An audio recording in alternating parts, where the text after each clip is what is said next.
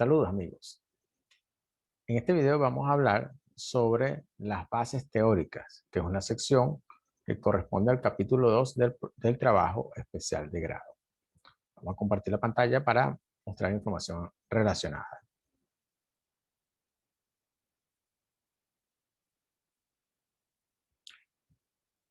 Recuerden que esta asignatura trata sobre el capítulo 2 y 3 del trabajo especial de grado.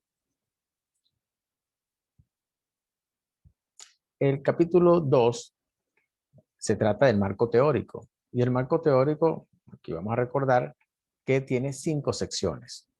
La primera sección es antecedentes de la investigación, luego vendrían las bases teóricas, bases legales, bases referenciales y operacionalización de variables. Para este video vamos a tratar sobre las bases teóricas. Las bases teóricas representan el fundamento de teorías, tendencias, enfoques de actualidad que dan soporte al tema de investigación. Todo lo que esté relacionado con el tema de investigación en la teoría es lo que se tiene que plasmar en las bases teóricas del documento. Estas bases teóricas deben tener una vigencia no mayor a 10 años. Sus aspectos guardan correspondencia con las variables presentadas en los objetivos de la investigación. Recuerden que debe estar relacionada altamente la teoría que se está plasmando con el objetivo de la investigación. Deben visualizarse en las referencias bibliográficas. Es decir, que aquí deben estar relacionadas con el listado de referencias bibliográficas que va a tener el documento. ¿Cómo desarrollar o escribir las bases teóricas? Aquí hay 4 elementos importantes o 4 aspectos importantes que recomiendan, por supuesto, en los manuales o las guías que la institución les ha suministrado. Entre ellos, parafrasear. Parafrasear no es más que explicar con sus propias palabras el contenido de un texto para facilitar la comprensión del mismo. Como segundo elemento, interpretar. Explicar el sentido de algo que no está expresado claramente.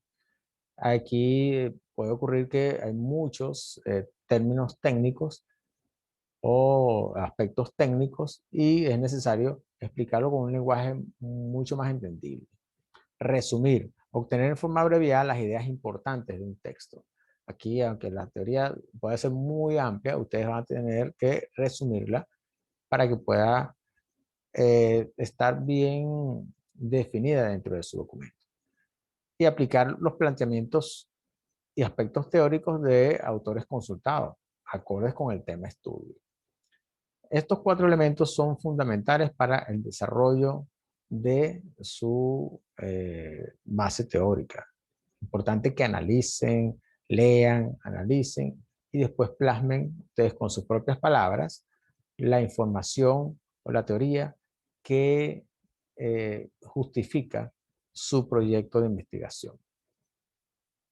Dentro de esas bases teóricas, seguramente van a estar usando las citas textuales y las referencias bibliográficas. En estas citas es fundamental indicar el autor, indicar el año. Para indicar el autor, siempre se coloca el apellido, la inicial del primer nombre y el año de la publicación de esa teoría o de ese documento. Hay 2 maneras de mostrar las citas. Hay citas con menos de 40 palabras y citas con más de 40 palabras. En cuanto a las citas con menos de 40 palabras, se incorporan entre comillas dentro del documento, dentro del texto que ustedes estén colocando. Se coloca el nombre del autor, el año, se coloca la cita, entre comillas, y se coloca el número de página, como en este ejemplo que ustedes pueden observar. Aquí está el texto, en una parte del texto se coloca el autor, el año, se coloca la cita del texto, se extrae la información y después se coloca el número de la página. Cuando es de más de 40 palabras, entonces aquí tenemos que establecer varias características de formato, como que haya sangría de 5 espacios del lado izquierdo y del lado derecho. El interlineado es un interlineado sencillo, es un párrafo más condensado y se va a ver diferente dentro del documento con relación a todo el texto que ustedes están colocando. Aquí tenemos un ejemplo.